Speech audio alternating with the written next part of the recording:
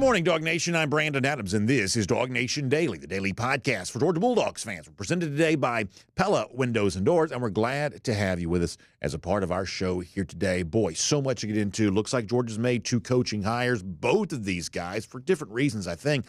Going to generate a lot of conversation. We'll look forward to doing that with you today. We'll also look forward to doing that with John Stinchcomb on the program here today. As Kirby acts quickly to bring in two guys to replace the guys that he lost, you wouldn't expect anything different. But where does this leave Georgia for the upcoming season? And perhaps building to a big question about how Georgia fits into the current landscape of college football overall. We'll see if we can get that answered here before we're all said and done today. A lot to do. Glad to have you with us for it. So what do you say we get it started? It is DawgNation Daily, the daily podcast for Georgia Bulldogs fans, presented by Pella Window and Door of Georgia. And it begins right now. Today's episode of DawgNation Daily is brought to you by Pella Window and Door of Georgia, viewed to be the best. Presented by DawgNation.com. This is DawgNation Daily, the daily podcast for Georgia Bulldogs fans.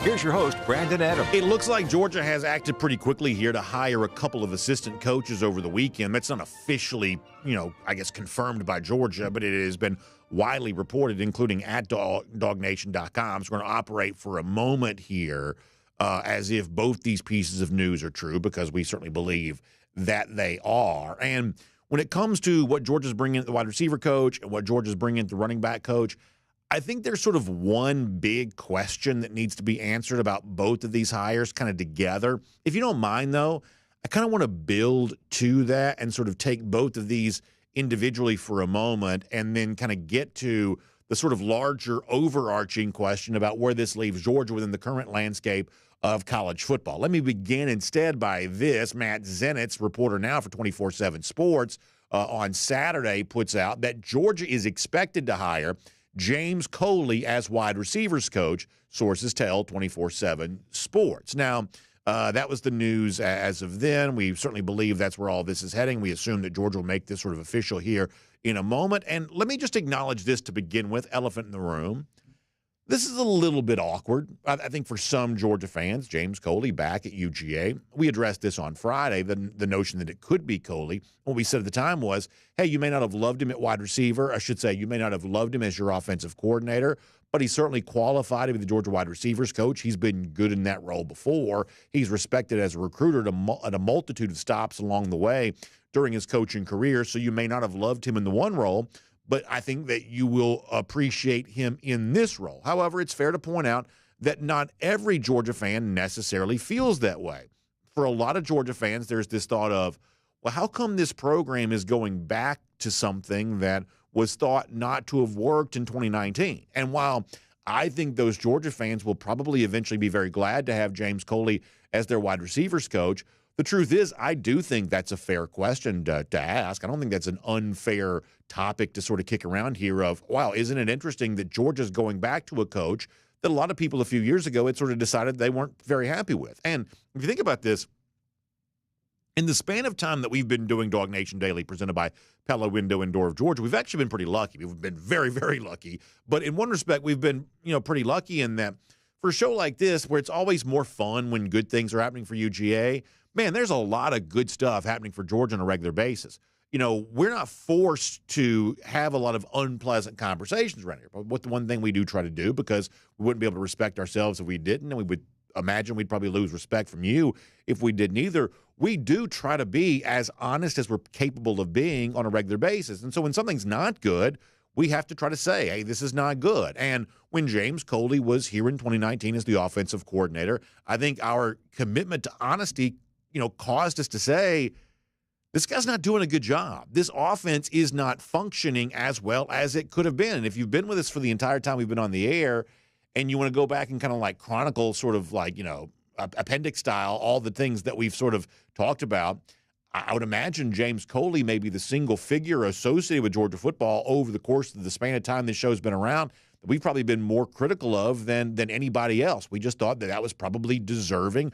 We didn't think that Coley was doing a great job as offensive coordinator there that year. And so the fact that he's now back in a role at Georgia in any form or fashion is a little bit awkward given the fact that this was a guy that we found reason to criticize, and many of you found reason to agree with our criticism of way back then in 2019.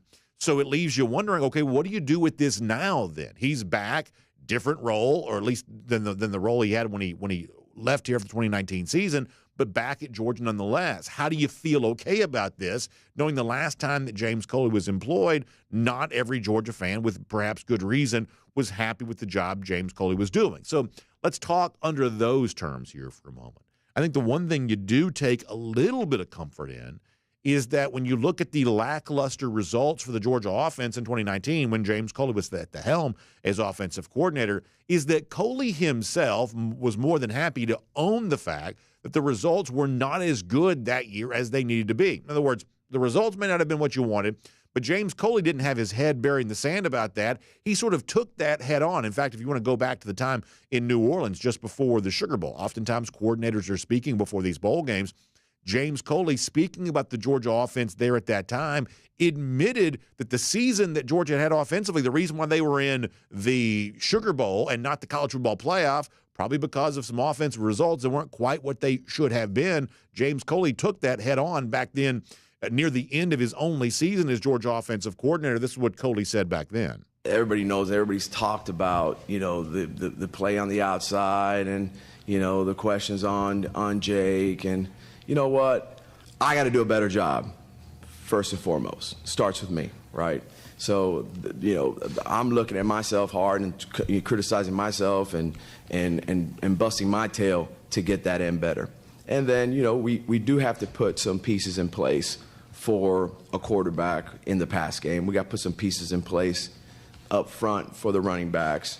So it goes down to players, and that's the bottom line, right? So how do you get your players better so they can reach their full potential? And that's what we've been fighting all season long to get better at, working really hard at, bottom line, got to score points. How do you score points with conditions of what you have or the injuries you're working with? It's been tough, and ultimately it falls on me, and, it's our job to get it better.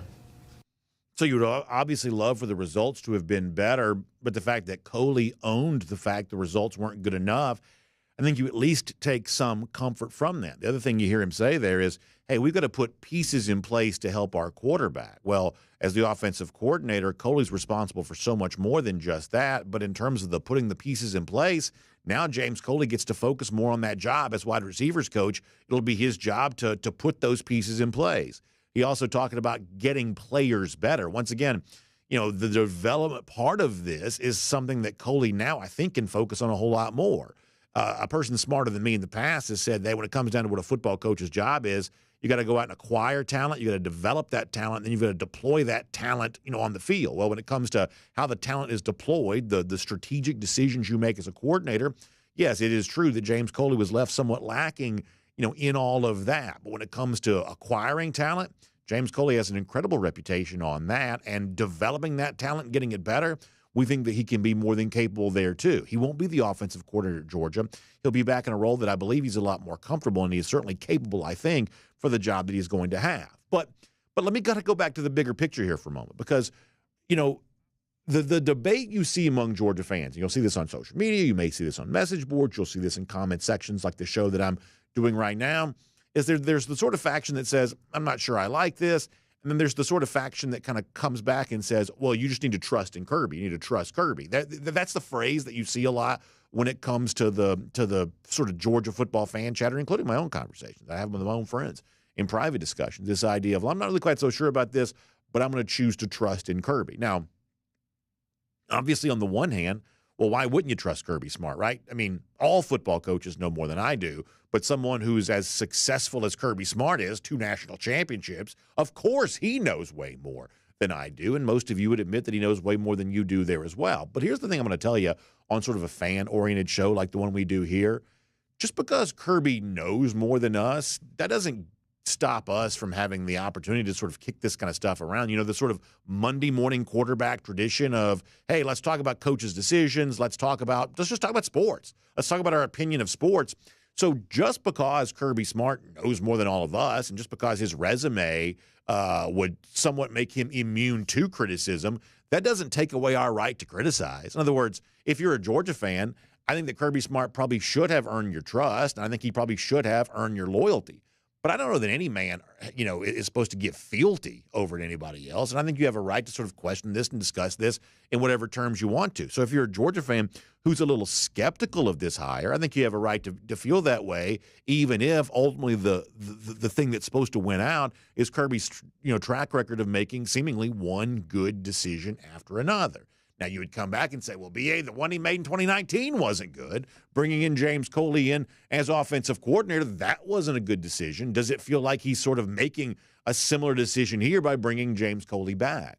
And I get that. And I think for some fans, whether they articulate it this way or not, I think a lot of this sort of bubbles into the notion of, well, Kirby can be a little stubborn. When you've had the success that he's had, sometimes that makes you even a little bit more stubborn than you otherwise would be, and Kirby probably has a little bit of a natural stubborn streak anyway. Is this an example of Kirby sort of being stubborn on offense and wanting to do it the way he wants to do it, whether it works out or not? Maybe you could see it that way. I guess there's a possibility that could be true, but I do think there's an important takeaway from what happened here in 2019, and I don't think you should miss this. I really don't. We had one of our buddies that comments on our show. His name's Matt Rukavina. A little earlier, he's talking about, I'm just not really quite sure how to feel about this decision to bring in James Coley, giving, I believe the word he used was unceremonious, the unceremonious exit he had from the program in 2019. And what I said to our commenters, we were on video a moment ago, is, and I'll say it to all of you here right now, is I think that's actually a reason to sort of feel okay about this. When Kirby Smart looked at the offense in 2019, I think he realized that a mistake had been made, that James Coley was not the right guy to be the offensive coordinator. And so Coley's tenure as Georgia offensive coordinator only lasted 1 year. I think that if you're skeptical of some of the decisions that sometimes Kirby makes on offense, I think you should be well aware that when Kirby has made a misstep, when he's made a mistake, and no one's perfect, everyone's going to have some mistakes, I think that Kirby's actually shown a pretty strong willingness to admit those mistakes. Now, what Kirby doesn't do, and this is sort of, I think, a leadership lesson, is that while Kirby admits a mistake, he doesn't necessarily admit to admitting to a mistake. In other words, he corrects the error without putting a whole big spotlight on it. And so when James Coley leaves, it's not like Kirby Smart has some huge mea culpa of, oh, yeah, we made a terrible error. We should have never done this. I need to give up some of my offensive philosophy and do things totally different. No, Kirby didn't fall on any kind of sword, and he didn't, sort of pour ashes on his head or anything like that. Just moved on, just made a different decision and brought in kind of a different offensive philosophy. And the result was 2 national championships. So Kirby doesn't necessarily admit to admitting the mistakes, but Kirby Smart admitted the mistake and he moved on. And the fact that he now wants to bring James Coley back, I think you should sort of believe and view this is that Kirby Smart sort of doing this in the most sort of clear-eyed way that he possibly can. Now, one final point about this, and then we're going to move on and talk about the other coach that Georgia just seemingly has hired. It's this, is that everything that comes down to Kirby Smart hiring coaches, the coaches coming in, and the job they're required to do, all of this comes down to results. And I think the thing that lingers over Georgia here right now, in an otherwise stellar season, Georgia was undefeated in the regular season. We think that Georgia was the best team in college football, even though it didn't ultimately get a chance to prove that in the college football playoff. In an otherwise stellar season, Georgia came up just a little bit short. And why did it come up just a little bit short? I think we would say that Georgia didn't score enough points in the SEC championship. Now, when it comes to the games that matter most, the elimination-style games, the kind of games that when you lose them, your season is in jeopardy of coming to an end, I think when it comes to those kinds of games, you got to score a lot of points. And the one thing that Georgia did very well in the Todd Monken era was, potential elimination game, SEC championship in 2022, or college football playoff semifinal game against Ohio State, 65 points in a national championship game, 40-plus points against Michigan, 33 points in a national title game against Alabama, albeit one of those being a defensive score. That Georgia has found a way to find points in the games that have mattered most, 2021 season, 2022 season. And when Georgia faces a similar situation like that in 2024, I think the results need to be better than what they were in December against Alabama. I think that's all true. But understanding there is a standard and there is a way in which these guys will be evaluated, I think ought to make you a little bit more comfortable in the decisions that Kirby Smart is making, because he knows full well how true that is. He knows they need to score more than they did against Alabama here this year, even though the offense was great during the regular season.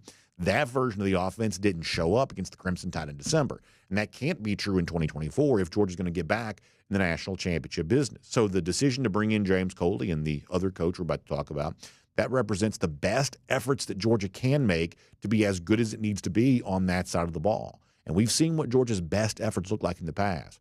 They look like a national championship level offense, scoring about 40 points per game, including in the games that matter most. That's the job that James Coley's been brought here to contribute to, and we think that he's more than capable in this role of getting that done. My name's Brandon Adams, and this is DawgNation Daily, the daily podcast for Georgia Bulldogs fans, presented today by Pella Window and Door of Georgia. We're glad to have you with us, no matter how you get to us. We're live on video, 10 a.m. across all platforms. We're on the radio at noon on Athens Sports Radio 960 The Ref, and we're available as a podcast anywhere you find them. Just so happy to have you as a part of our program today, and so thankful to our friends at Pella Window and Door of Georgia, making it all possible. If you're like me, you're probably wanting to be outside this weekend as much as you could be because the weather was gorgeous, but when you are inside, isn't it fun to look out the window, see the sun shining, and the way it all looks, this kind of time of year when spring starts to sort of tease you a little bit that it might be here to stay? Well, when you look out your windows, what kind of windows are you looking outside of? Are you looking at the best possible windows you can have for your home? Is that evidence of you taking the best possible care you can of your home? That's where Pella Window and Door of Georgia comes in all this. So many of our audience members, homeowners that want to take care of that great investment, take care of that source of your emotional investment, the place where you're raising your family, you're living your life, and you want to take the best possible care of your home you can. That's where the Pella Windows and Doors really, I think, are incredibly important to you. So if it's time for you to upgrade, if it's time for you to make that decision, then have a conversation with one of those Pella experts about exactly how you can do all of that. You can stop by and see them in their Experience Center in Duluth. You can give them a call, 678-638-1429. That's 678-638-1429. Or you can visit them online, pellaofga.com/DawgNation. Once again, that's pellaofga.com/DawgNation. And between now and the end of the month, that's February 29th, just a few more days on this, by the way, you can also get 10% off your Pella projects and 0% APR for 36 months. So a lot to do right now for you in terms of taking advantage of that great offer from Pella Window and Door of Georgia. Go see them in Duluth, put your hand on the product, find out what makes it better, or have that no-pressure consultation with one of those Pella experts, either in your home or virtually or however you want to do this.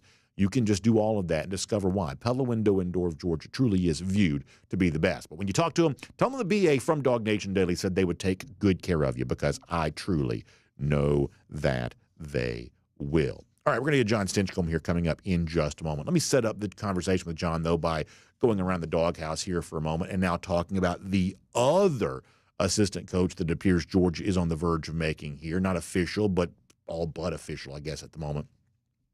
And it is also a name we talked about on Friday. Let me show you Matt Zenitz here. Once again, Matt, he's kind of a big newsbreaker type guy, does a good job with all of that. He reports yesterday that Georgia is expected to hire Georgia Tech wide receivers coach Josh Crawford as its running backs coach. So Crawford has been at Tech as wide receivers coach. He is now, here going to be at Georgia as a running backs coach. That's a position he played in college during his time at Morehouse. You sort of know the resume. We talked about this on Friday. This is a guy who's been at Colquitt County as a assistant coach. He's been at Lee County, another power program down in South Georgia. He's been at Valdosta, spent some time at Western Kentucky. Pretty impressive resume overall, but we're led to believe it's that time, especially in South Georgia. Now, he spent some time at GAC too, but especially in South Georgia, down there at Lee and Colquitt and Valdosta, that probably adds to the value of what Crawford can bring to the table here for Georgia, knowing this state so well.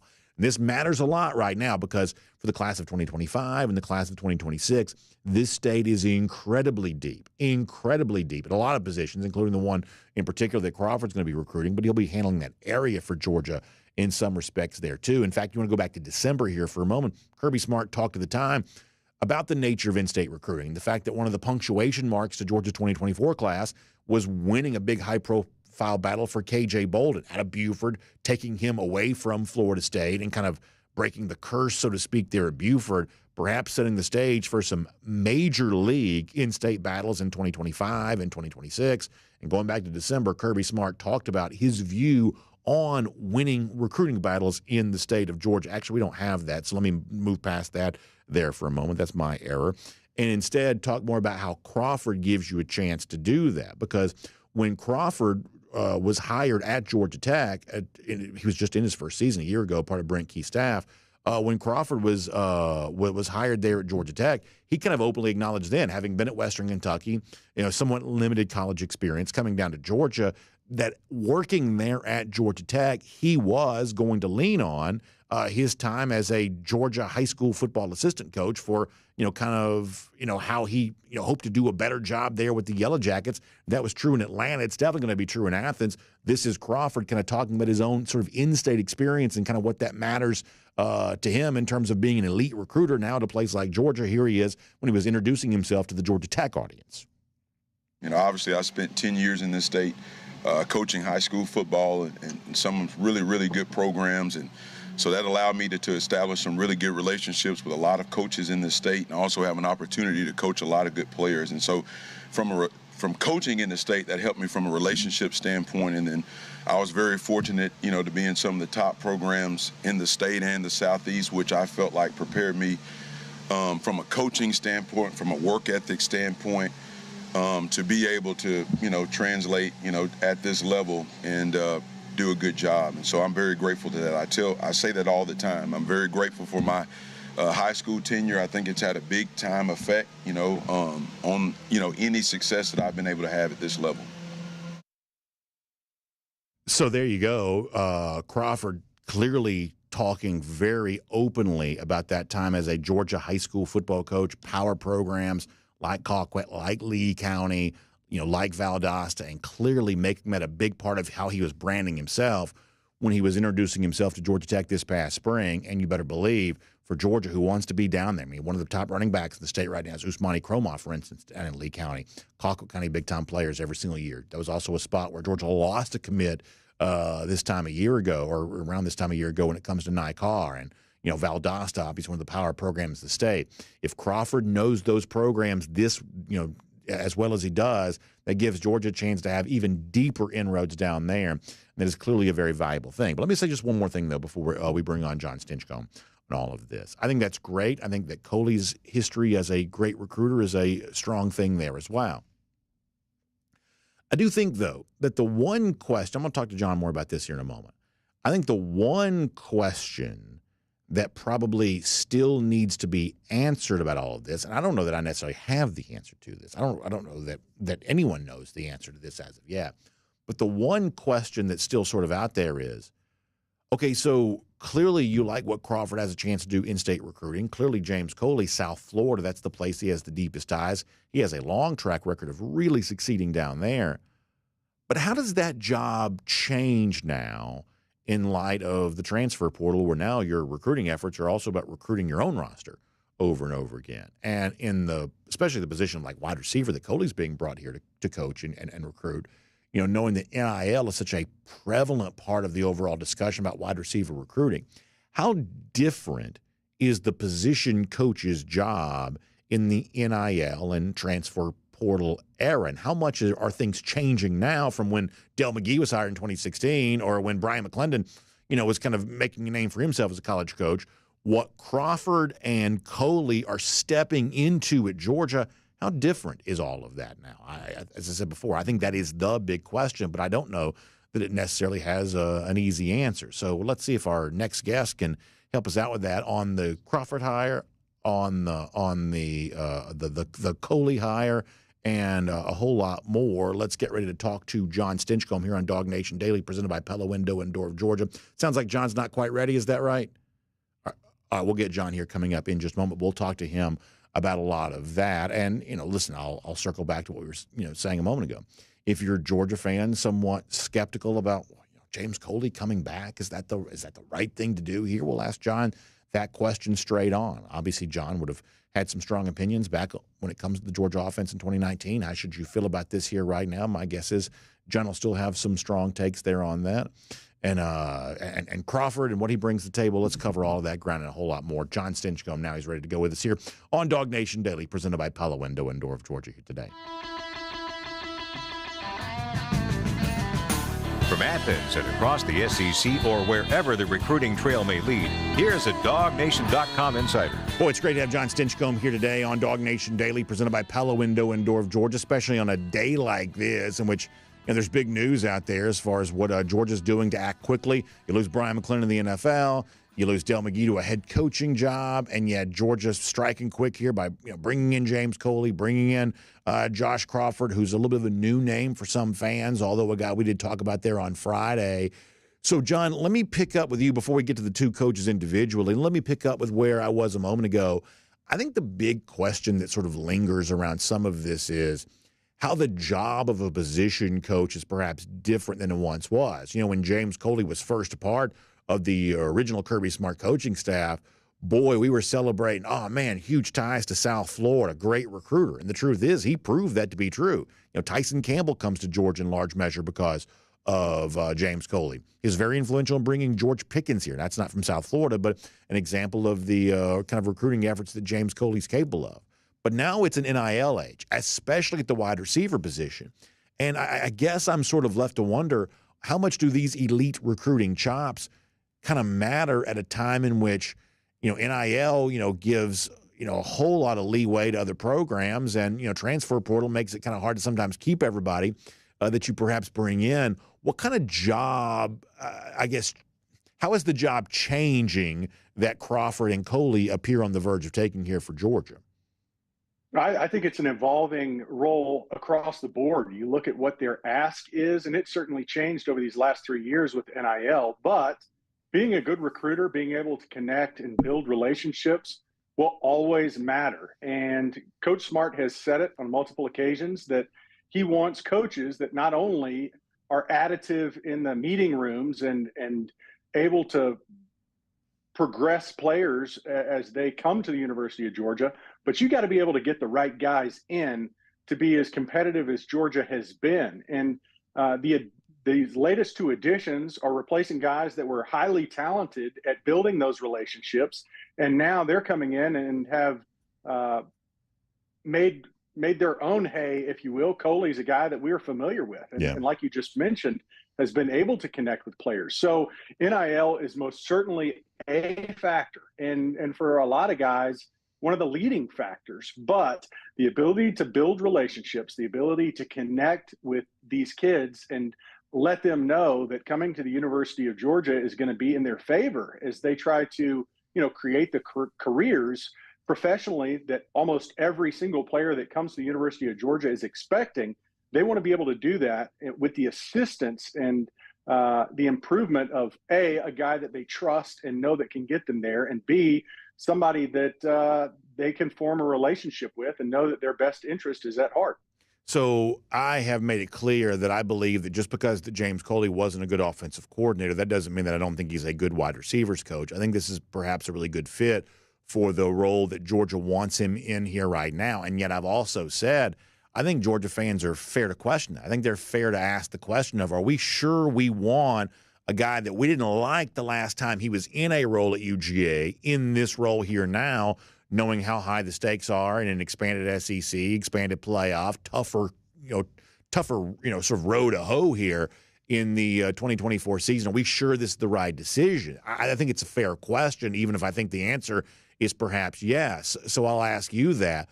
What do you make of a guy that I think just objectively true, left a lot to be desired as an offensive coordinator, being back in kind of a role that he also once occupied here there as well as wide receivers coach? What do you make of James Coley's return in particular? Yeah, for anybody who's run a business, they know that having the right people is important. Having them in the right seat on the bus is equally as important. And I think, you look at these head coaching hires, and it's mainly based on, they were productive as the coordinator position, either defensive or offensive coordinator. That's a big jump. That's a different ask of a coach when you're saying, hey, I need you to put together schemes and call plays on a given game day, as compared to what the ask is of a head coach or position coach. So James Coley very well could be the right guy on the bus. He's somebody that obviously Coach Smart wants on his bus, and maybe this new seat is a good spot for him, because I'm in agreement with all those that assess his role as the offensive coordinator, and whether it was his own development of where we were, where he was, as coaches change and evolve and try to adapt. But it's apparent to me that Coach Bobo did an incredible job as we transitioned from the Todd Monken era to the Bobo era. And now they see something again in Coley that they like the addition to this entire staff. Hear me say, I think the loss of McClendon and McGee is a considerable one. I mean, he has built a lot of faith and equity into this Georgia program. They both have great relationships with the players, the fans, the Georgia community. So 2 big losses, and that you have to replace them with high quality individuals. The good news for University of Georgia is it's still a highly coveted destination, not only for players, but also for coaches. And I feel fairly certain that there was a number of phone calls being sent into Athens for coaches that would be chomping at the bit to have the opportunities that are now presented to Crawford and Coley. One of the things I said on Friday is that I'd like to see a little bit more stability from Georgia when it comes to this sort of wide receivers coaches position. I think you want to go back to what is now 2 receivers coaches ago, Cortez Hankton. I think he's sort of largely viewed as kind of an unsuccessful tenure here as Georgia wide receivers coach. And then Brian McClendon, I think a lot of Georgia fans really liked him, and McClendon had a huge impact, I think, on the Peach Bowl. I think kind of underrated in terms of Georgia winning that game was the fact that the Georgia receivers that day kind of went, almost sort of play for play with the really good Ohio State, receivers. That was a really good day for the Georgia wide receivers, but ultimately, McClendon doesn't stick around, very long. He's on his way to the NFL, and now it's James Coley being here, which brings about sort of a series of questions. What do you make about the relative? I guess it's the okay word to use here, instability for Georgia at the wide receiver coaching position. Yeah, well, I think McClendon did a great job of raising the floor. I think you look at the bottom of that position group, and even the quote-unquote worst on the list is much better than the stock that we've had in even recent years. So an incredible job of making sure that it's competitive throughout practice. I think you look at the amount of rotation that occurs on a game day and the amount of players that they deploy, and even with the loss of this past season, multiple games for Ladd McConkey, and a couple years back with George Pickens. It affects the ability to call an offense. And when you bring in guys that can recruit and raise that floor, I think it does an incredible job. Now, consistency, it's certainly been lacking. I don't know if I can put my finger on exactly why. I think you look at the names on that list, and they're ambitious individuals. And I think when you look at the University of Georgia, it is a destination for coaches that want to continue to climb higher that ladder, if you will. And I don't think it's exclusive to the wide receiver room. I think there's a number of coaches that have come and probably stuck a little bit longer than what they could have given the opportunities that presented themselves. But I think that's the nature of the beast. You look at the highest performing programs in college football, and there is turnover, not only in players, but in coaches that see it as an opportunity to grind at a very high level, recruit and work with some of the best players, and also coaches that they're rubbing elbows with on a week in, week out basis, but also get their names in certain hats of positions and roles that they might not otherwise have. You mentioned the idea of Georgia coaches being ambitious, and boy, you really see that when you look at Josh Crawford, who's we expect to be announced as the Georgia now running backs coach. He's been wide receivers coach at Georgia Tech, going to be running backs coach here at Georgia. This guy who plays at Morehouse, kind of parlays that into a lot of high school experience. GAC,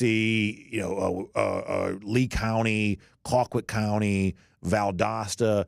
Goes to, some college experience there at Western Kentucky, very prolific offense at the time at the group of 5 level, parlays that into a Power 5 job, at Georgia Tech, and then parlaying that now into a really big-time job at a place like Georgia. I mean, like, this is the sort of blueprint for how you become sort of an upwardly mobile coach and using every opportunity to kind of better yourself along the way. I think it's kind of a cool resume. This is not a guy that I really knew very much about before he kind of got into the radar here for this job. I didn't even know him last year at Georgia Tech, just being completely honest. But boy, I love that resume, and I love what I think he has a chance to do for UGA. This just sort of feels like the kind of hire Kirby Smart makes. Beyond that, what do you think of Josh Crawford here?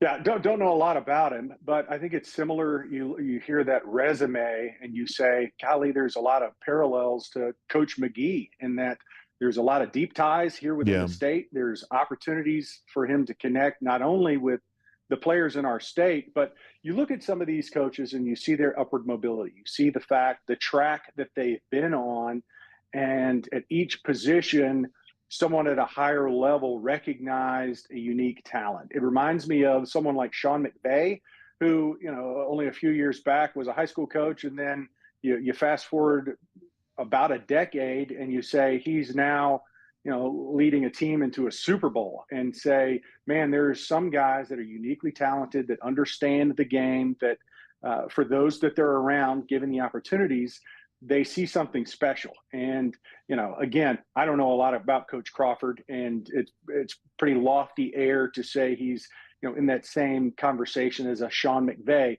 But I do think it's relevant when you talk about guys that are able to transcend not only specific levels, whether it's high school or I hate to say it, but a lower tier of college football, and then recognize that they still can be impactful. We've seen that in other position groups that in the University of Georgia staff. There's some names that aren't exactly familiar or the biggest in that position group that Georgia has brought to town and have really thrived. So hopeful that Crawford is another in that long list. Yeah, I mean, Western Kentucky's not that low of a job. They make a bowl game every now and then. Oh, you're talking about the other one. Oh, you're talking about the other one. Oh, yeah. Yeah, exactly. I'm sorry. Shots fired. On a more serious note, the way this is being sold, I think that Crawford sells this himself. Hey, because I do have those in-state ties, I can provide a lot when it comes to in-state recruiting. And, John, 2025 in Georgia, very, very deep. No surprise. But, even for Georgia, extraordinarily deep. 2026, kind of the same, type of deal here. Like, where do you kind of see – because, Kirby talked about this some in December, about, wanting to recruit in-state well, but also having to go nationally every now and then. What do you make about the viewpoint of some fans of, hey, this is a really good time to kind of reaffirm our commitment to get the best players in the state of Georgia, something that Georgia, until the KJ Bolden flip, was perhaps definitely not doing in this 2024 class, even though it was the number one class in the entire country. I do realize that's an important caveat to the discussion, but nonetheless, what do you make of the idea that a guy like Crawford, familiar with schools that typically produce some of the best talent, this sort of perhaps signals a little bit of a reaffirmation to how much Georgia also wants to dominate its own state when it comes to recruiting as well? Yeah, it's tough to balance these two things at times. I think Georgia fans, we are hungry and we're greedy because we want to be the best in all categories. And Coach Smart has certainly moved the needle in what our expectations are for an overall recruiting class. And now an added expectation, or a pre-existent one that continues to emerge during this conversation, is not only do we want the number one recruiting class, but we want that number one recruiting class to include all the top recruits within the state. I think that's always been a foundational thought for Georgia fans, and it's a justifiable one. I think we all have an affinity to bringing in talented players, and there's an aversion to losing the state's top talent and seeing them play in some team wearing orange in a surrounding state. I mean, that hurts all of us, right? So to be able to, A, recruit the very best of the best, and B, make sure that the best of the best in our state stay wearing red and black are two very real expectations that I don't think are only expressed by the fan base. I think there is sincerity when you hear Coach Smart talk about the talent in state, that we want to make sure that Georgia is in that discussion, not only in that discussion, but that team that they choose, because he continues to prioritize bringing in top talent. And we all recognize that some of the very best is right here at home. So let me finish with this. And this is not me trying to be snarky. I'm just pointing out something that sort of hides in plain sight. Isn't it amazing that, we're talking about, how good are these fits for Georgia and what does this mean for UGA? We're really not even discussing it all. James Coley was just hired at South Carolina. Josh Crawford was in 1 year there at Georgia Tech, and these programs that we would think of as rivals to UGA. And like I said, this is not me trying to be snarky. I'm not trying to be funny. They're seemingly incapable of lifting a finger to keep those guys employed at their spots if Georgia wants them. In the case of Coley, I believe they're going to pay the buyout to get him out of South Carolina, which is not a small amount of money necessarily, but nonetheless, it's just a stroke of the pen, and it's done for a guy that was just hired by a team in the SEC here. I find that to be pretty interesting. And that's not even a part of the discussion. It's just a mere afterthought that Georgia wanted them, and the bond they had with their previous employer just disintegrated just like that. That's not even a part of this discussion, but nonetheless, I think does speak to the overall power that Georgia enjoys right now in comparison to some of the border programs here and rival programs. And, John, as you know, it was not always that way. No, and I think financial health is a certain aspect of the current situation, not only at Georgia, but where other teams stand as to their flexibility and mobility to not only recruit, but also retain great coaches. NIL financial mobility is the player realm, but the overall financial health of athletic departments. And I think the viability of their football program is certainly a factor as to whether or not they can flex some of these numbers that are needed to bring in some of these top coaches. So there's other programs where a head coach might, go to the athletic director or athletic department and say, hey, I'd really like to A, retain this guy, or B, recruit this guy. And financially, they just can't make the plays that they would want to. And I think because of the returning national championships, because of the national relevance on a year in, year out basis, you have some of that credibility, some of that flexibility, and some of that clout that's needed to go into the coffers and say, hey, I'd like to come out of pocket and either retain or recruit some of the very best, because we've seen the impact. And that's not always the case. There are a number of high-performing or want to be programs that are high-performing that do not have the flexibility and mobility that's needed to make the plays that Georgia has. As we say goodbye to you here today, we're still in kind of early days in terms of having our weekly guests on video, so we're all getting used to seeing your face. Do notice a little bit of scruff there, and I don't mean to put your business out there. You have every right not to answer this. Are we just not shaving, or are we going beard here, or are you fully committed to bringing out the beard? Is that where this is heading right now?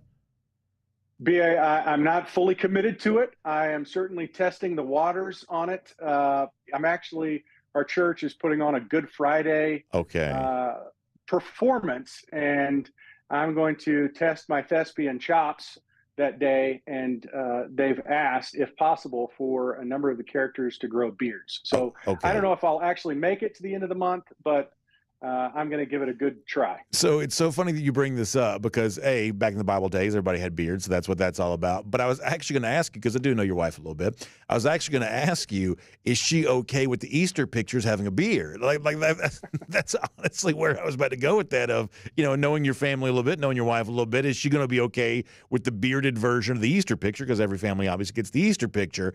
And apparently it's all for a good cause. So I didn't realize there was a reason for doing this. What character are we playing? Do we know yet? Are you just an extra? Because I would also say, given my understandings of what people in like ancient times look like, you'd be a very big human being, for the biblical era here. Do you know what character you're playing as of yet?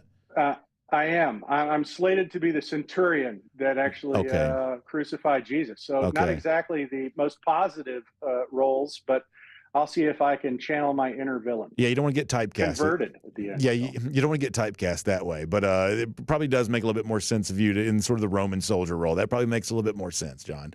Very, very good stuff, and best of luck getting the beard there. Have you had the facial hair before? I've grown it out. I get to that point where, it's a couple weeks in and I just can't take it. It just gets so itchy that I never pass through whatever stage it is that you have to get through to see the other side. I know I've never that. been able to do that. Yeah, I've tried that once before and kind of got to that same spot. John, great stuff. We appreciate your insight on Georgia football here, and we'll look forward to getting a chance to talk to you very soon on DawgNation Daily, presented by Palo Window and Door of Georgia. Always enjoy it, BA. Go Dogs. Yes, sir. Let's take a look around the rest of the league. This is SEC Through. Yeah, John Stinchcomb is like regular citizen during biblical times, probably the largest human on earth. You got to imagine. I mean, they were a lot smaller back then, right? But like as Roman soldier, you probably fits the typecast there on that a little bit more. So there you go. You can see John's acting chops here at a local church coming up around the Eastern time. That's a fun thing to consider. Here's what else is fun to consider. How about cruising around the SEC, courtesy of Royal Caribbean? And how about a chance to be on board Allure of the Seas coming up in April for our DawgNation cruise? We had one of our Golden Shoe winners on Friday saying, hey, going to get a chance to be on Allure of the Seas. I had some friends who were just recently on Allure of the Seas, and you get a chance to see Allure of the Seas right there. Folks, that is the ship for the DawgNation cruise. About the Central Park neighborhood, like right there in the middle. It's one of my favorite things about the Oasis class of ships, still among the largest ships at sea. It's the various neighborhoods you get a chance to enjoy, the different vibes, the different spots. And there's so many spots, like including the Central Park, where you sort of feel like, it doesn't even really feel like you're even on a ship. It's almost like you're in like a big city or something like that, walking in a downtown area. And yet that's exactly what it is. It's a wonderful, wonderful experience. We love Allure of the Seas, and we can't wait to be on board with all of you for our DawgNation cruise. So reach out, talk to Jessica Slater. You can give her a call, 770-718-9147. That's 770-718-9147. You can also email her, jslater@dreamvacations.com. And it's not just the DawgNation cruise you can talk about there. You can also chat it up when it comes to all the other fun things that Royal Caribbean's got for you in 2024. The debut of Hideaway Beach there as a part of Perfect Day Coco Cay.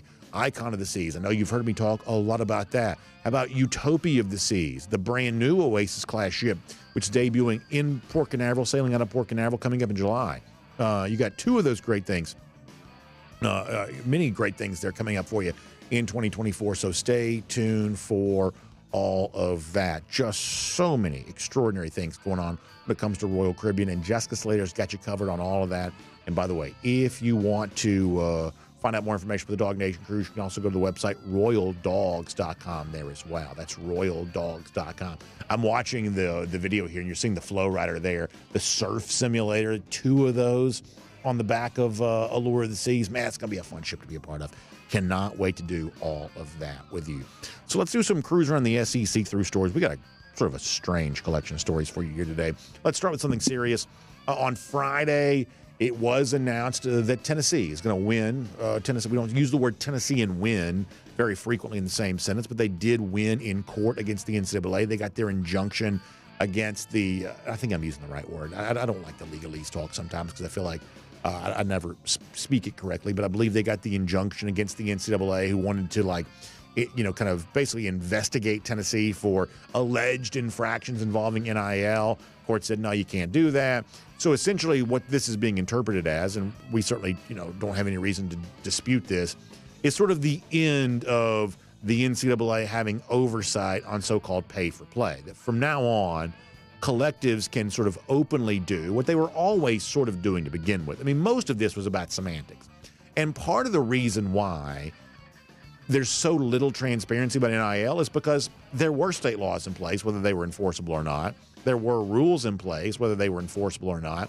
And no one wanted to do like Tennessee here, or like Florida perhaps in the Jaden Rashada situation, or some of these other type of deals. Nobody wanted to accidentally step into saying something that could get them in trouble either with the NCAA or with the courts. And so that's why there's so much secrecy around NIL, because I think a lot of people, players, coaches, administrators, I think they were a little bit confused about, okay, well, here's what's happening in practice, but what's the rule supposed to be? What's the law supposed to be? And that's why there's been so little transparency about all this. It will be interesting to see now, in light of the fact the NCAA has been sort of slapped down one more time, if we'll start to see a little bit more on the record, verifiable transparency about what actually is happening in terms of so-and-so getting some, X amount of dollars, so-and-so getting 2X of that, if we'll see a little bit more transparency in all of this. And the one other point I'm going to make about all this is that, you see different people having a different response to situations like this. The one thing I want to be very clear about, when it comes to this show and when it comes to my opinions that sort of power and fuel this show, we are not against players getting paid. We never really have been. To be completely honest with you, I wasn't really against players getting paid under the table, allegedly, if that happened in the bygone era. I'm not against players getting money. That's never been all that big of an issue for me.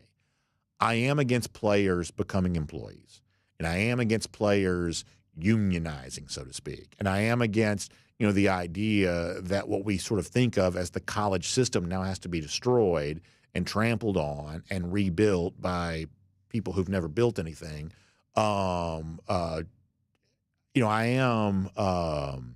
am concerned about that. I have no problem saying we live in a, sort of pay-for-play era. There's a chance that going back to SMU and Eric Dickerson and stuff like that, maybe we've always lived in a pay-for-play era. Who knows? But I have no problem being in a pay-for-play era.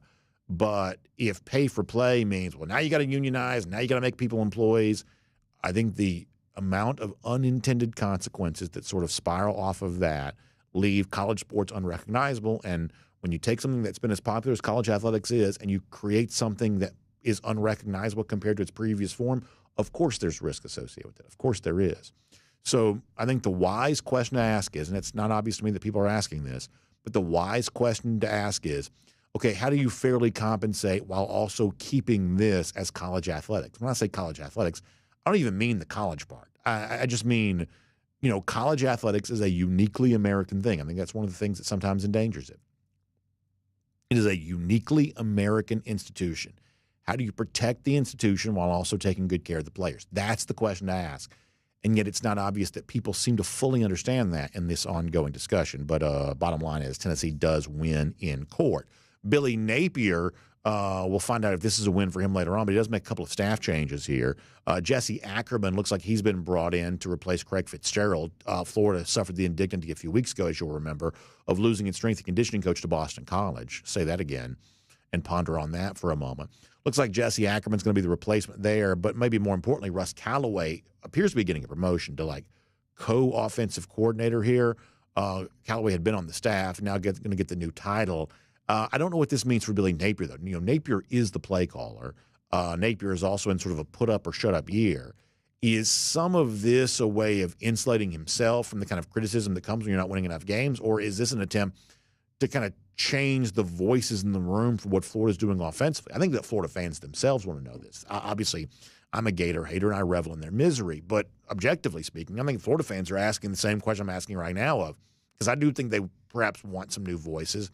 Does Callaway represent that new voice, or is this just a new title?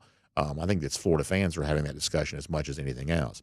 Speaking of former Florida Gators, briefly so anyway, Cam Newton in the news this week. And if you're not watching on video, you're going to kind of miss some of this, but I suspect many of you have kind of already seen this. So there was a 7-on-7 tournament here this weekend. Newton, obviously very famous for having his own 7-on-7 team.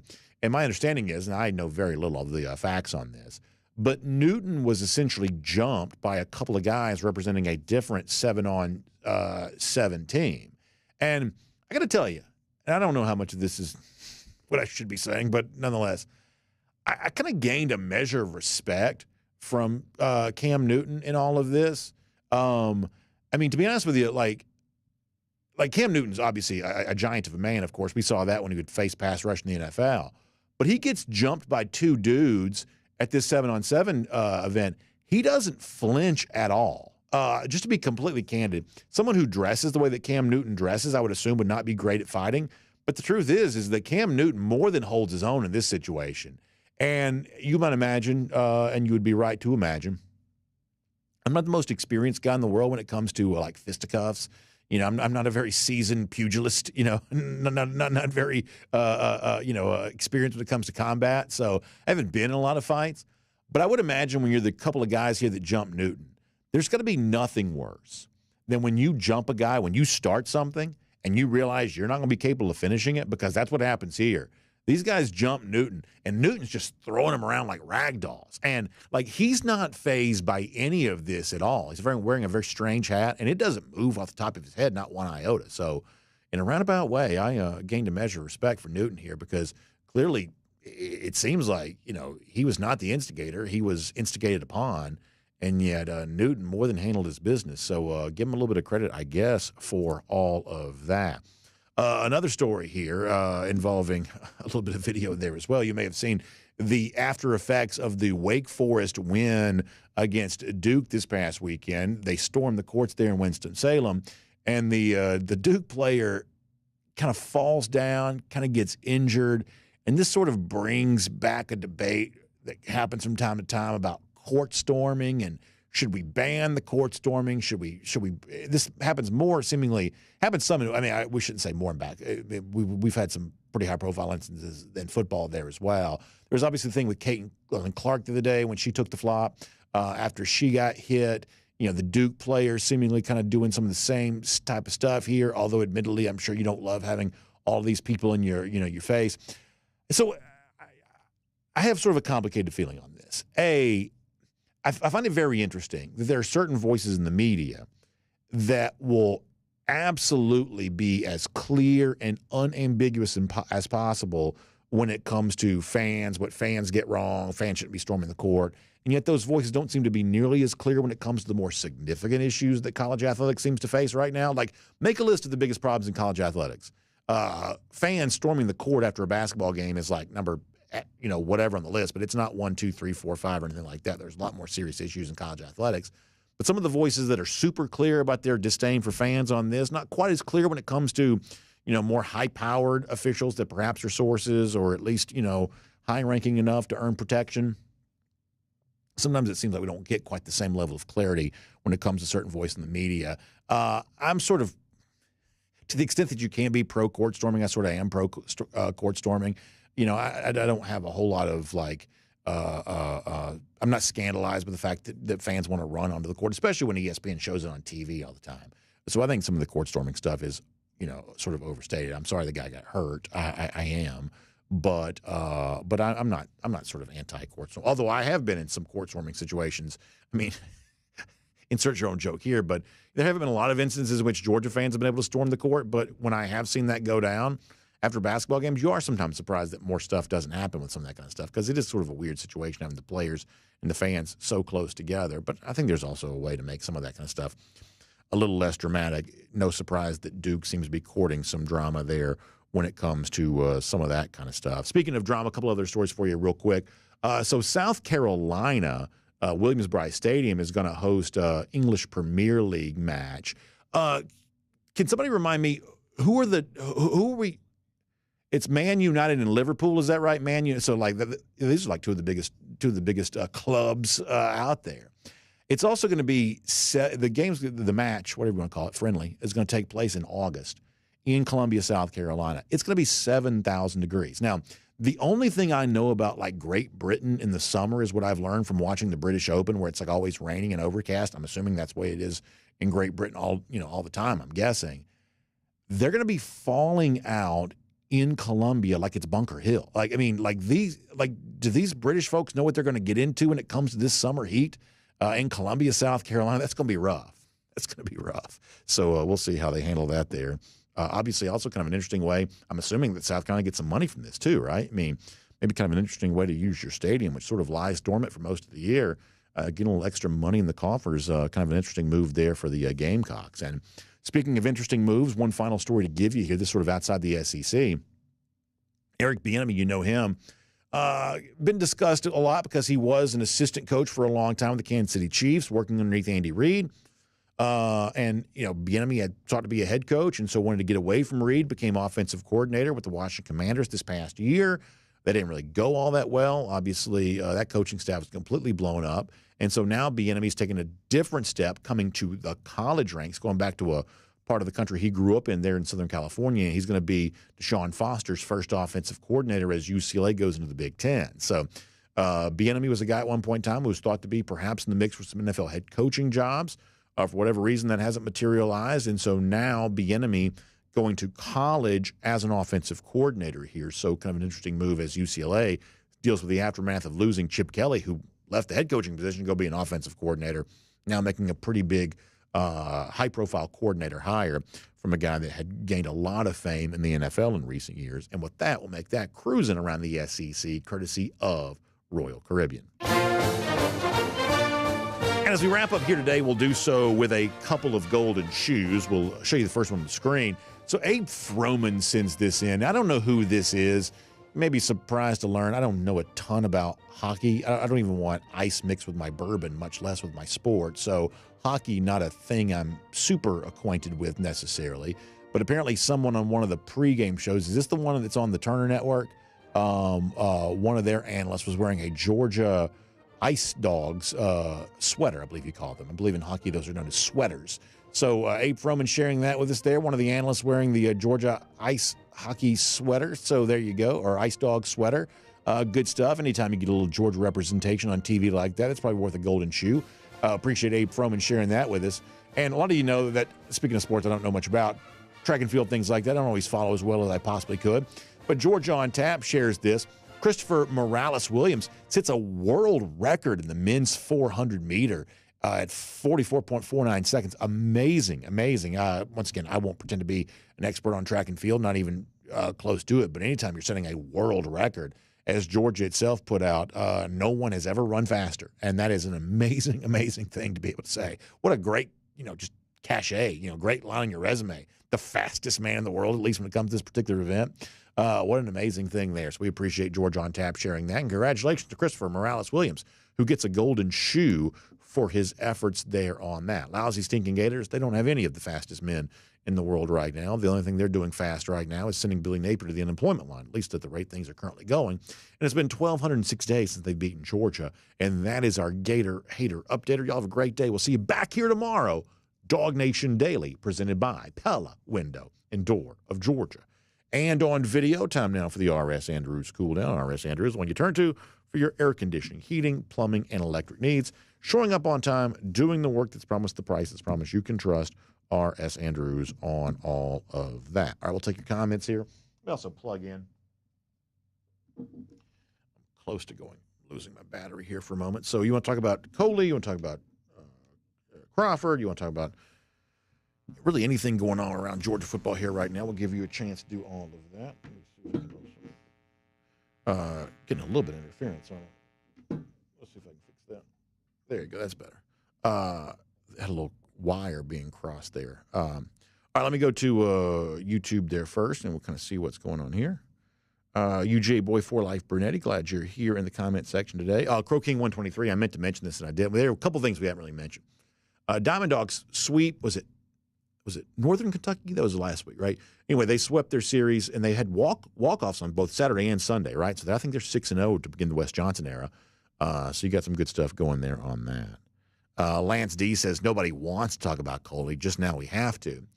Yeah, and I think that Lance is representative of a large measure of the Georgia fan base. Not really quite sure how they feel about that. We try to do our part here on this, and, we as critical as anybody when Coley was here as offensive coordinator. I think we have a pretty, well-established track record of being honest about that. But also, honesty compels me to admit that, being back here in this role, I think that he's more than capable and more than equipped to do the job he's being hired to do for Georgia here right now. Let's see what else. 478 Dog says, I think that he did as good a job as he could considering what he had to work with. So I do get the idea that Georgia's more talented now than it was then, but I can't quite say it's as simple as, limited talent, therefore limited results. I do believe that Georgia had a lot more it could have accomplished in 2019 offensively. It just didn't do it. It just didn't do it. I don't think there's any disputing. James Coley was not a good offensive coordinator. I don't think there's any disputing that. But that's not the job he's here to do here right now, and I think that's the way that he needs to be judged. Nature Gator says I should check my facts that a Gator just set a world record in track. If in any way I made it seem like I might care about that, then I have totally made a mistake. I don't care at all. I don't care at all. If there was any part of what I just said that could be misconstrued as somehow I'm interested in, Florida's exploits in track and field, then I have made a huge error, because I can promise you that I'll never spend 5 seconds thinking about that. But I do love you, and I'm glad you're here. Jonathan Aaron See, this is what I don't want to have happen. Like, now I'm not even allowed to talk about the baseball team because I've been deemed bad luck for the basketball team, which is not an unfair criticism. I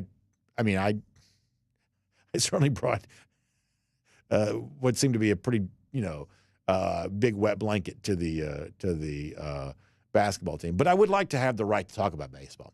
Like, in other words, could I talk about it without being thought of as kind of being on the bandwagon too much? Because I do love college baseball. Let's see what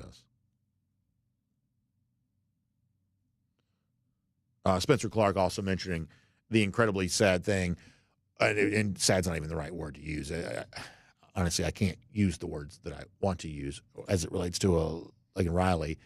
And, I want you to understand something, that when it comes to a lot of this stuff that happens in real life, we are, of course, always aware of that. And this is one of those things that encroaches so close to our typical subject matter because, she was living right there on the Athens campus, had been, a student of UGA and was obviously kind of transitioning into a nursing, student role, but obviously had been and still living, essentially as a UGA student, no matter where she was enrolled at that particular moment. And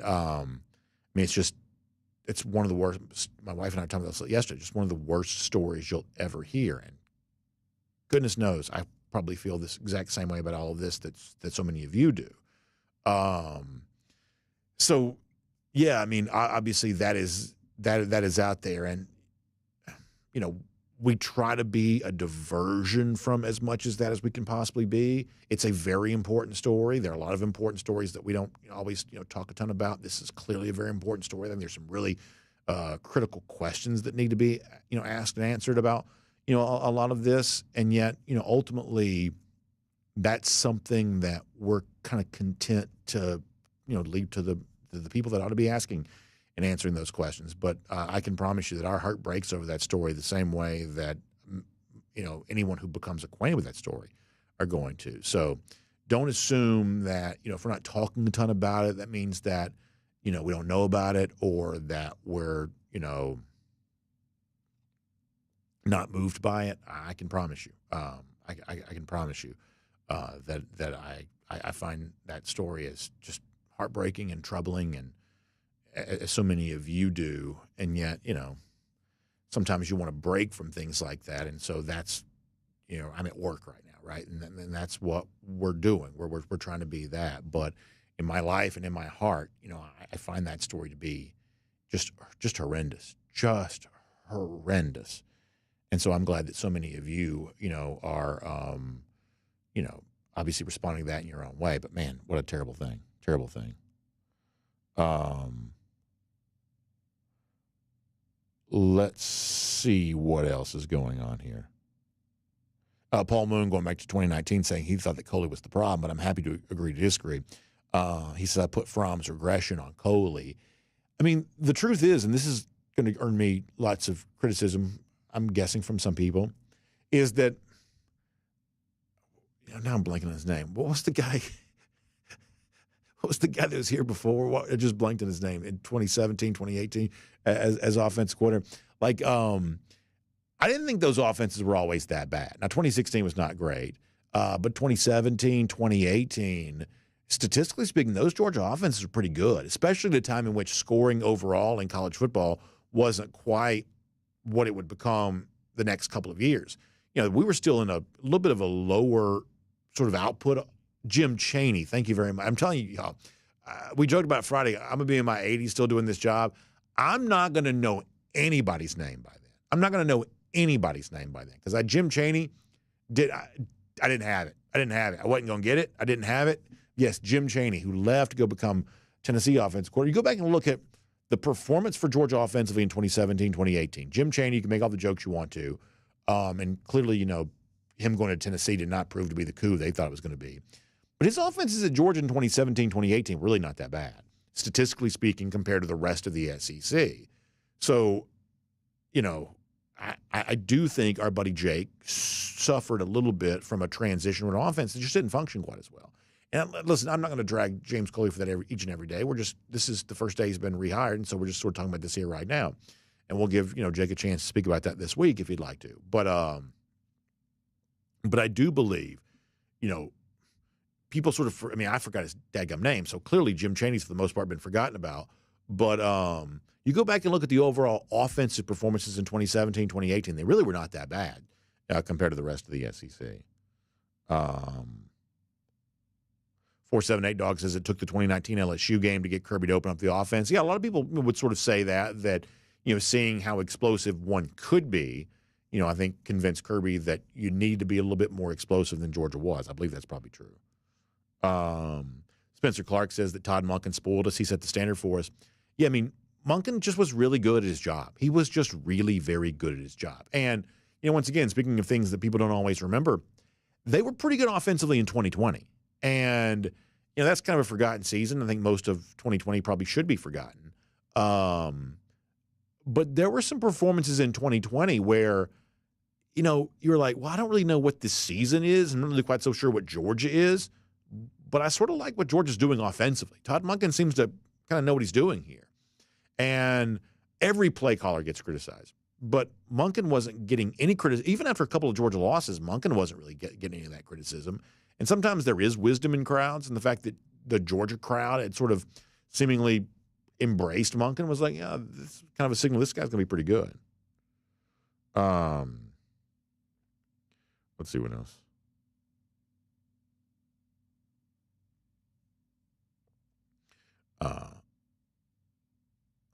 Let me get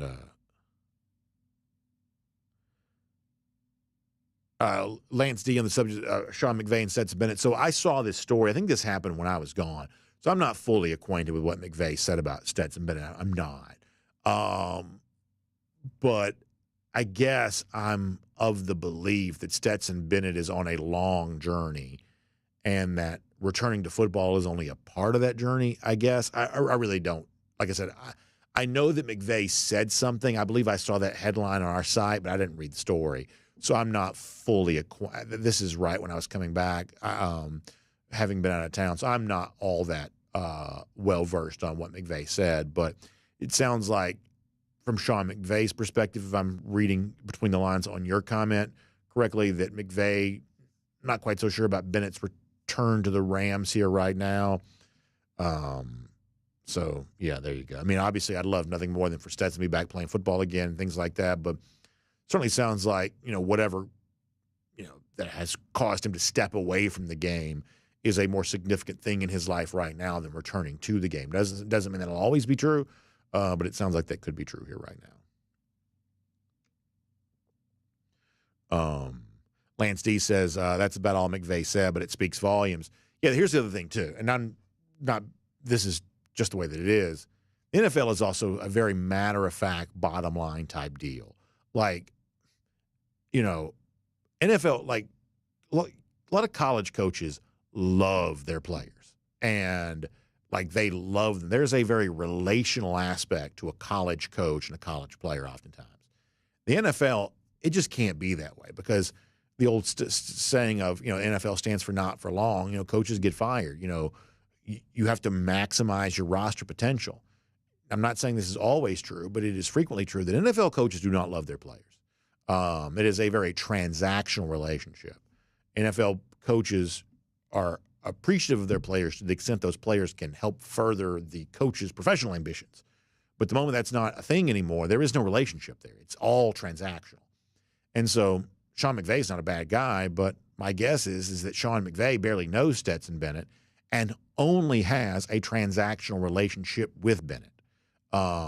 Only sees him as someone who either is or isn't bringing value to the roster spot he would occupy as a former second-round pick.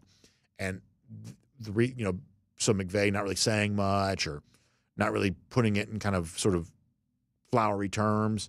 I think a lot of that just sort of speaks to the transactional relationship that exists between an NFL coach and an NFL player, much different than currently exists in the current form of college football until it's changed and turned into a profession as well.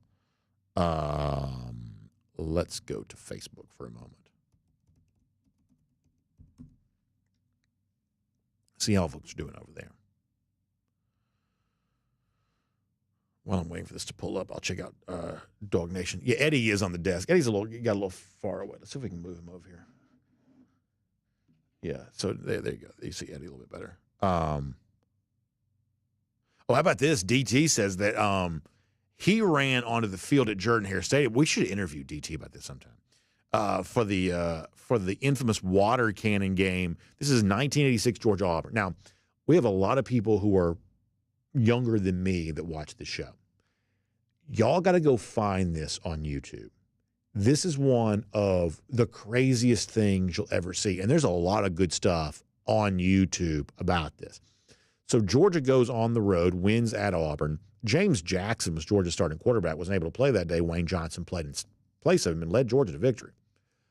But Georgia fans acting the fool, even back then, Georgia fans, acting the fool even back then, and I say that in the most loving way possible, stormed the field at Jordan-Hare Stadium. It's a road game. They stormed the field at Jordan-Hare Stadium celebrating. Auburn people are furious about that. So Auburn officials turn on the water hoses on Georgia celebrating at the middle of the field. It is chaos. I barely remember this as a very small child, but the stuff on YouTube is really pretty interesting, really worth seeing. There we go. How about this? You talk about calling this up. What an amazing era we live in. Yeah, let's see if we can see some more of this. This is an amazing new era for DawgNation Daily. We're just calling up video just like that. How great does Vince Dooley look right there? So young. Man, how great does that look? So being interviewed here, you see the Georgia fans all around him. That gives you an idea. It's not quite supposed to be that way. This is on the road here. So there's Dooley. You see some of they're just fans all over the place. I just remember this so fondly. This is right about the age in which I was first starting to figure out what college football was. See that script Georgia hat in the background there? I had that in white. There you see some of the fans starting to act crazy. But it gets way crazier than this here in a moment. By the way, who is that doing that interview? I can't quite tell from right there who that is. Is that Tim Brando? You're working as the sideline reporter. Now you see some more of the Georgia fans coming in. Now you start to see him. Dooley's going to run off the field. Yeah. So for the people who are like thinking about court storming here in 2023, this is what this sort of looked like, back in those days. Really good stuff. That may have been DT right there. That may have been him we just saw. And here come the water hoses. I mean, can you imagine? Can you imagine if this happened now when we had social media and the Auburn fans were talking about how classless the Georgia fans are for running on the field, and the Georgia fans were talking about how classless the Auburn fans are for turning on the water hoses? Y'all, this is back. I mean, this is like another just century. I mean, it was a different century, I guess. So that's not even hyperbole. But look at those water hoses running the fans off the field. Listen, you're going to get hit with a water hose. You're going to be running. That's true. Now you see some Georgia fans going down, but they didn't complain. Not like the Duke basketball player did anyway. Georgia fans just still getting after it. That is an incredible thing to see. That is a very 80s set of wardrobes there, too, that you're seeing. You don't see a lot of turtlenecks anymore, but that guy's wearing a turtleneck. Just kind of an 80s type deal there, too. So, yeah, listen, I mean, I can't get enough of the water hose game. Look at those fans getting underneath the water hose. And the water hose stops. They start celebrating again. So DT was there for that. They're tearing up the field. Now, I don't condone that. I don't condone tearing up the field. That's like what those lousy South Carolina fans did in 2019. But nonetheless, there you go. You love to see that. You love to see that. Very funny. DT says the Auburn cops started getting aggressive real quick, so I got out quick. Yeah, there you go. There you go. He says as a 16-year-old, he also jumped down on the field of the Superdome when Georgia beat Notre Dame. The goalpost game came down aiming for my head. It was a madhouse. So I didn't actually realize that. So Georgia fans tore the goalpost down in the Superdome. I didn't even know they did that. That's pretty crazy. Tom said the hoses were turned on fans in the stands as well. So this is where it, gets taken too far, right? It's like you go on the field, maybe you get a little, water shot in your direction. But if you're just shooting towards the fans, all of a sudden now that's uncalled for. Auburn fans all these decades later still not any more class than that. That is fantastic. I had no idea we'd get to the to the 86 Georgia-Auburn game on today's show. Had no idea we'd get to the video that quick as well. You talk about amazing. That's it right there. I mean, that is good stuff. I will remember that very fondly for a long time. Just funny. Just funny. Let me go to Facebook. Let's see if I can pull up some Facebook comments.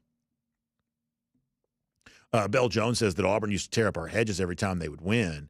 Yeah, I mean, that's always been one of those things where, fans have sort of thought of that as like their sort of rite of passage. As we said before, we weren't happy when South Carolina did that in 2019. The good news is now Georgia doesn't lose at home. So, the idea of tearing up hedges, that's, something that lives in the distant past because Georgia hasn't lost a home game since the distant past. But, yeah, that's one of those things they always did. So, I mean, you can say what you want to about, Georgia, having dealt with this. But the truth is that, Georgia doing that. But the truth is they've dealt with this kind of thing in the past there, too. But, yeah, 1986 feels like a long time ago when it comes to how both sides were sort of behaving with each other. Keith Foltz apparently was there but didn't go down on the field. Yes, I was at the Georgia game against Tennessee in 2000 when that's the only time I can think of Georgia storming the field in its own football stadium. Apparently, it used to just storm everybody else's field all the time. But in its own stadium, that's the only time I can remember that happening in my lifetime. But I didn't go down the field. I was up in the 300 level. I remember it happening. And I remember that game against Tennessee in 2000. I remember thinking how close that was to really becoming anarchy because Georgia fans were storming the field too early. And Georgia was only up 15. That's a 2-score game. They were kind of already tearing the goalpost that Tennessee was driving towards. They were tearing it down.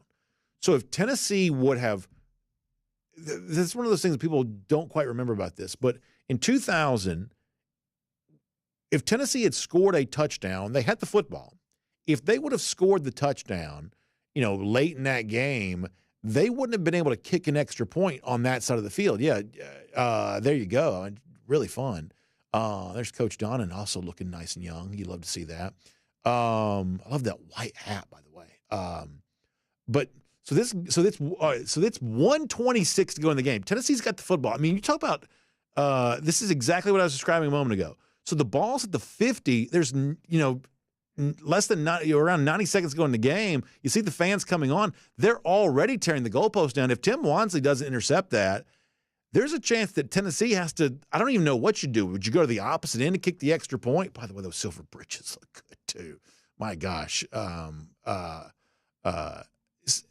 so when Wansley gets the interception, everybody runs on the field. But they were already kind of tearing down the goalpost before you even got to that point.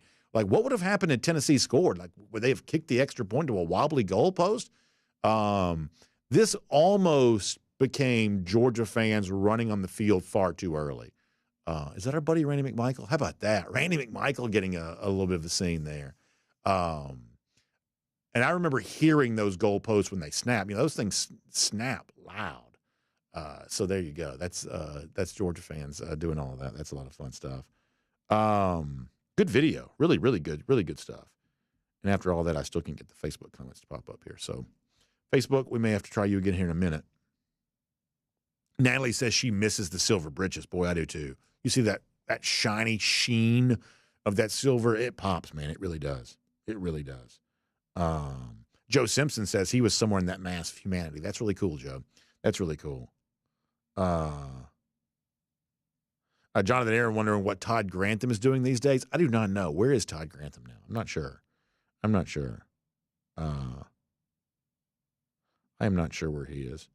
Junkyard Dog says, I'll trust Kirby and the Coley hire due to recruiting. The more I read and listen to about Josh Crawford, the more I like that hire as well. Yeah, I mean, I think there's a lot to like about Crawford. He sort of feels like the same way that Dan Lanning wasn't super famous or Fran Brown wasn't super famous. Crawford sort of Trey Scott wasn't super famous when he was hired. A lot of these guys did not have really long resumes when they came here, but they kind of had the evidence of the sort of upward mobility that good coaches sort of always have. That's kind of the category I would sort of put Crawford in. Lance D also points out an interesting fact that in 2000, beating Tennessee was enough of a big deal that you would consider running on the field for it, whereas now that's sort of an annual occurrence. It's a good point, Lance. Good point. Stick D says, not to brag, but I got to sit in Dooley's office and discuss Georgia football history. My uncle was Redcoat and also Harry Dog, and I got his book autographed.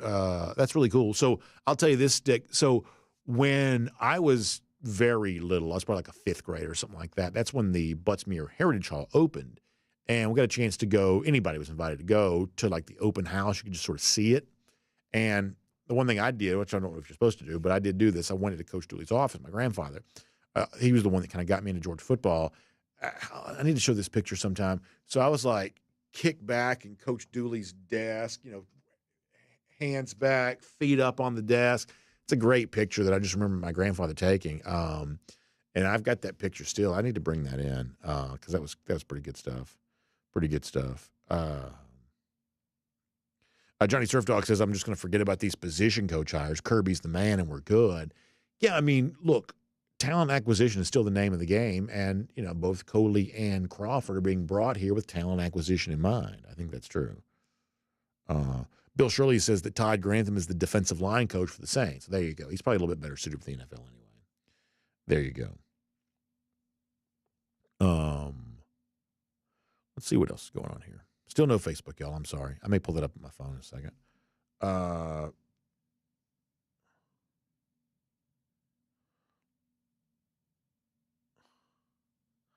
So Rambo says he created.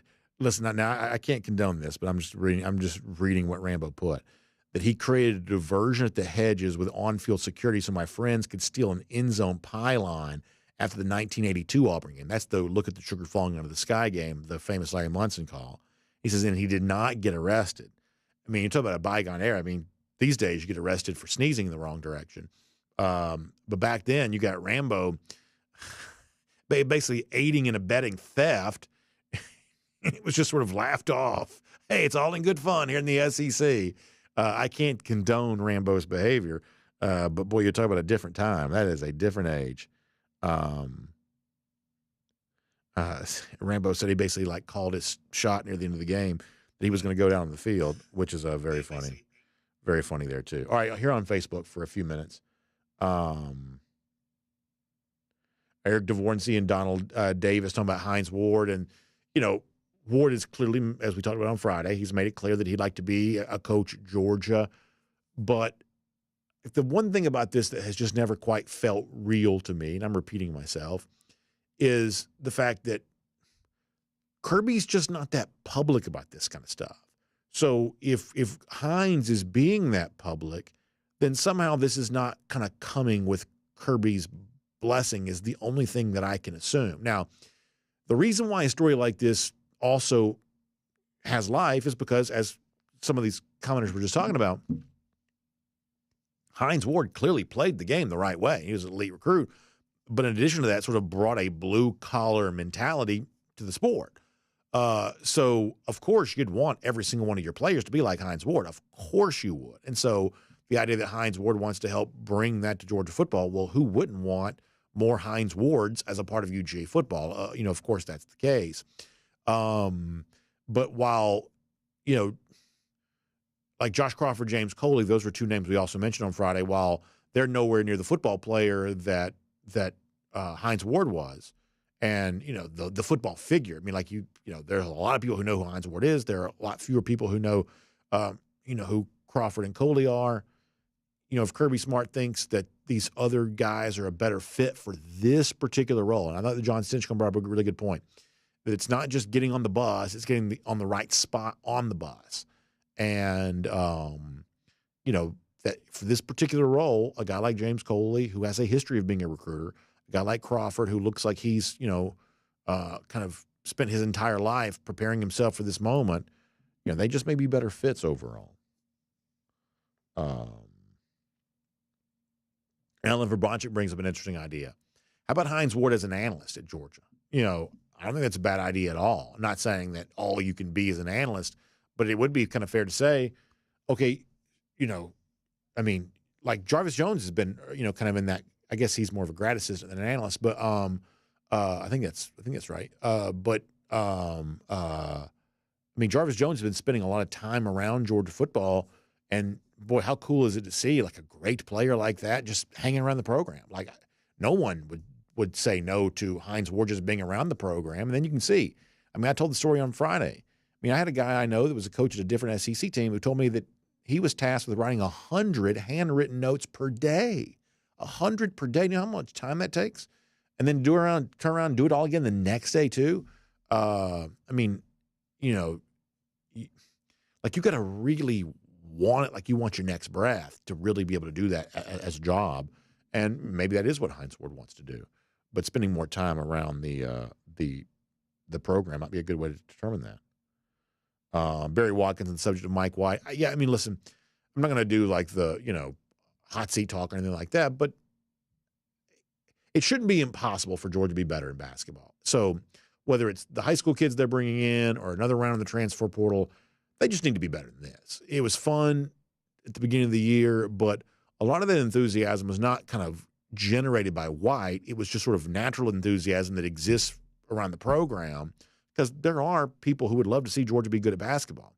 And so some of that natural enthusiasm is just sort of unearthed. And they're not paying off on that at all right now. Like, I get it, Auburn's good, but you can't lose by 30 or whatever it was. I mean, you just got to be better than this. I think that's probably true. Let's see what else.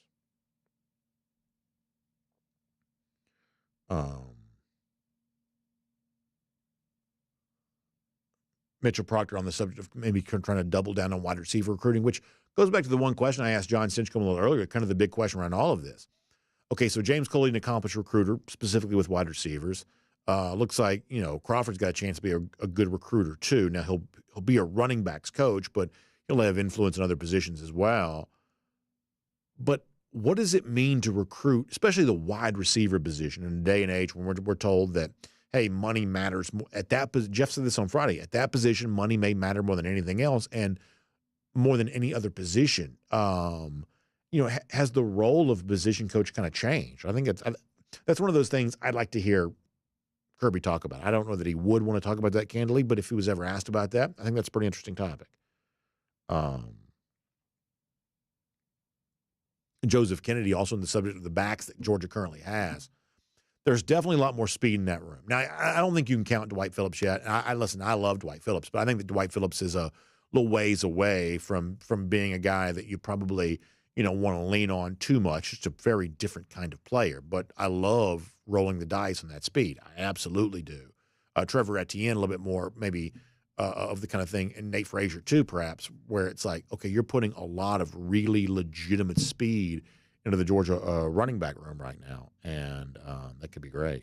Dogs on Top said he smoked a cigar on the Clemson Tiger Paw at the 50 after our victory in 1995. This is at DawgNation.com. So a lot of you know, Clemson rushes the field after every game. So sometimes people see them rushing the field and they're like, why does Clemson doing this? Clemson rushes the field after every game.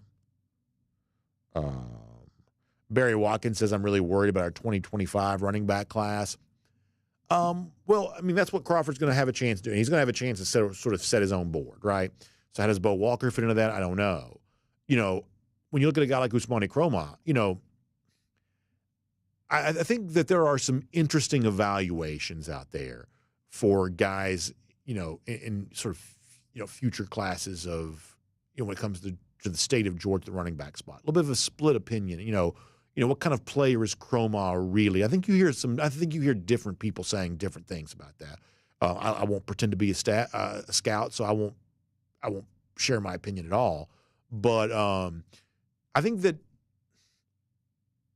some of the evaluations of some running backs might be a little bit different than conventional wisdom would suggest they might be. DT also mentioned the 2003 Georgia-Clemson game. I was at that game. This is back when Clemson had the aluminum bleachers like Georgia used to have for the away fans. As a lot of people pointed out, one of the hottest days ever. I almost passed out that day. Probably overserved. Sort of a different era for me. All right, let's do one kind of run through the comment section. Alan Verbonchik also pointing out that now you talk about a tag team, you know, because not only is James Coley a well-respected recruiter and a very welcomed figure down in South Florida, but T-Rob really is too. So that's not a bad place to have two A-list recruiters, both T-Rob and James Coley, could be big factors down in South Florida. You love that because even in an NIL age, you still have to have the relationship to take the money. I mean, a lot of you see this all the time, where it's like, go to your like spam folder or something like that, all the promotional emails you get, so-and-so wants to give you a great deal. You don't even open it because you don't believe it. If it's not a company you currently have a relationship with, you assume that whatever they're offering you is too good to be true. Think about this. This is how life works. You get all kinds of advertisements, all kinds of things like this. Part of the reason why the advertising here on DawgNation Daily works is because you hear the same companies over the course of years. We've been talking about most of these companies for years and years and years. Long track record of serving our people in particular.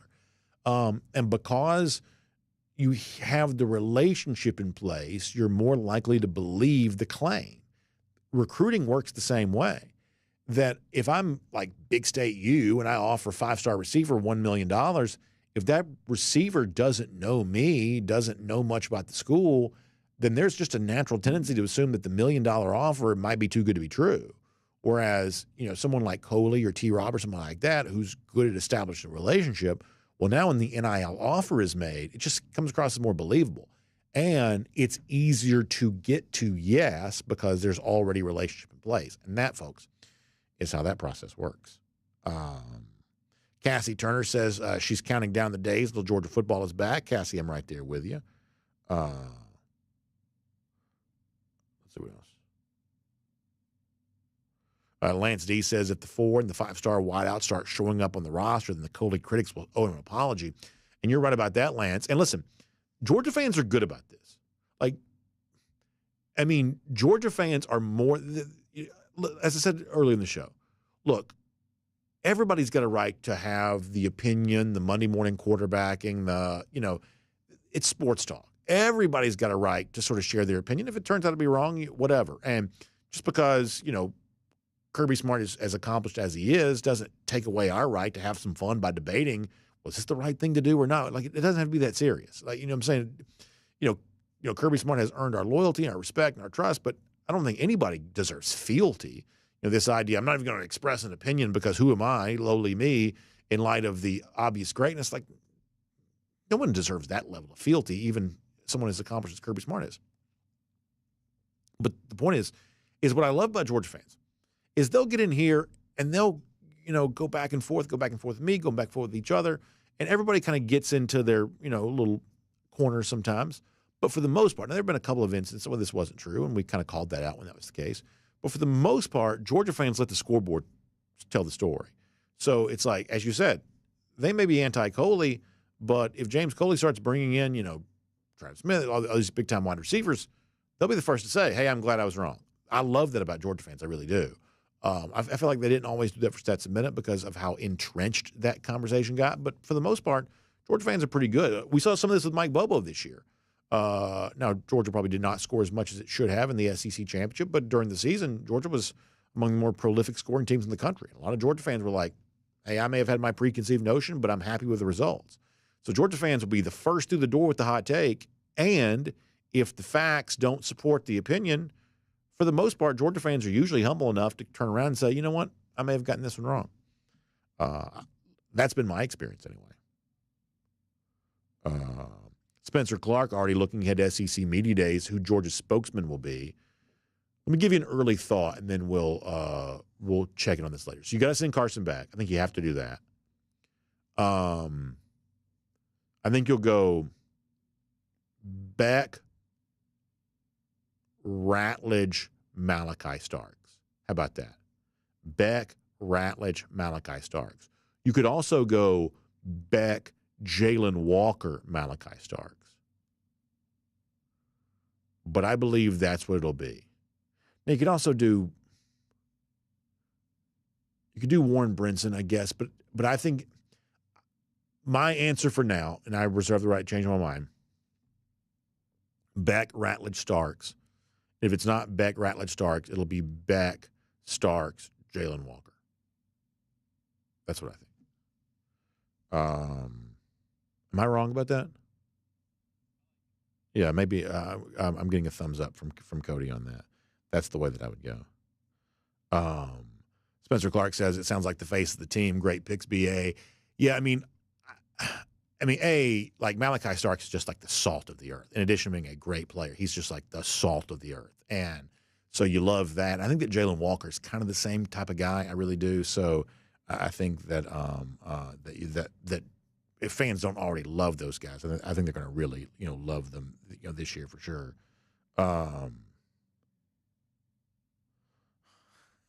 Jonathan Aaron says the reason why Clemson does that is because the rushing the field after a game is because they want to be the hero like Dabo was at one point in time. Maybe that's the case. All right. Paul Moon expressing some doubt about Caleb Williams. I don't mind that. Like, I mean, when it comes to the NFL draft, do y'all see like all-time great player when you look at Caleb Williams? I don't know that I do. I don't know that I do. In fact, I mean,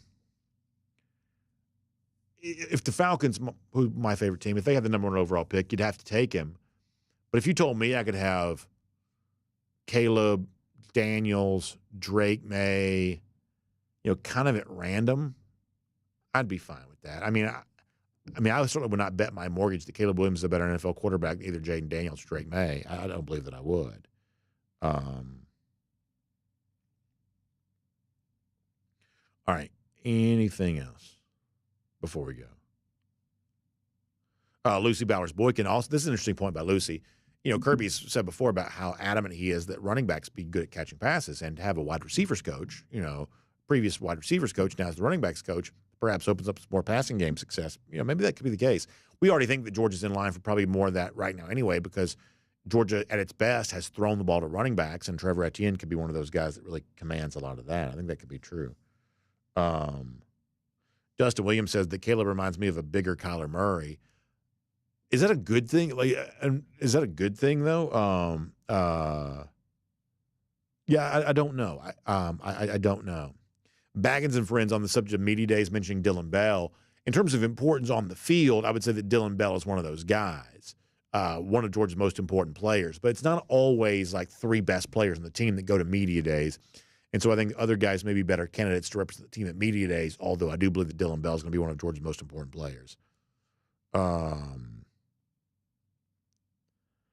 Let's see. Oh, and Paul Moon also brings up an interesting point. For a lot of NFL fans, I don't believe the NFL teams operate this way. A lot of NFL fans, they're going to be very hard on Drake May because of Mitchell Trubisky. There is going to be a lot of that's out there. I don't think the teams operate that way, but I do believe that fans could certainly operate that way, myself included, perhaps. Let's see what else. Anything else before we go here? Randy Hall also pointing out different shirt. Yeah, the streak of different shirts continuing. I dug down deep in the closet to pull out the gray DawgNation shirt here. Dug down deep for that one. Rambo also throwing it back to the 83 Georgia-Florida game. There you go. That was the Cotton Bowl season. So there you go there on that. All right, we're going to go for right now. Go check out RS Andrews online, rsandrews.com, for your air conditioning, heating, plumbing, electric needs. They'll show up on time. They'll do the work that's promised, the price is promised. You can trust them on all of that, including getting it's been warm, right? It's been great. A little early precursor to spring. We know it's not going to last. You don't have to tell us that. But we're enjoying it for now. And it reminds us that at some point in time, spring will be here, and it'll be here to stay. And that's the case of you needing to get your air conditioning unit tuned back up to factory fresh specs to be ready for it when it happens. So find RS Andrews online at rsandrews.com for more on that. Then get you tuned back up. They can get some new life out of that old air conditioning unit, and it's only going to cost you $99. So find them online at rsandrews.com. Y'all have a great day. See you back here tomorrow. DawgNation Daily, presented by Pella Window and Door of Georgia. We'll look forward to talking to you then.